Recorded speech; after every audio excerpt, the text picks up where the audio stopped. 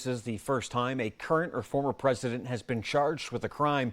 But what does this mean for the former president's political aspirations? And what's next moving forward?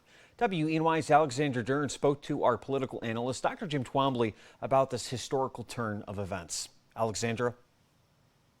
Nick, when the news broke out, Dr. Twombly was in Queens traffic on the way to a Mets game, trying to figure out how to answer my questions about Mr. Trump's indictment.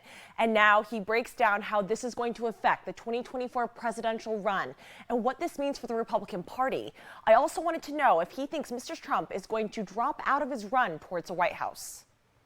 It appears that we now have made history today in that our first former or current president has been indicted.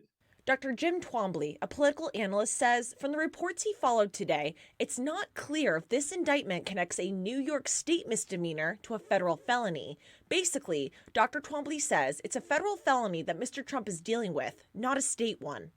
But that's the crux of it. Is this just going to be a misdemeanor indictment, or is he going to be able to make that legal jump from a New York State law misdemeanor to a federal felony that would increase the New York State misdemeanor to a felony itself? When it comes to the presidential race in 2024, Dr. Twombly thinks this indictment will do nothing but add fuel to the fire for his core supporters. It's going to make them more riled up and make them more energetic for his candidacy. It might not play well once he got out of the Republican primaries and would have to then appeal to moderates and independents. Regardless of how the majority of the Republican Party feels about Mr. Trump's indictment, Dr. Twombly says he doesn't think this is going to cause the former president to step away from the race. Why?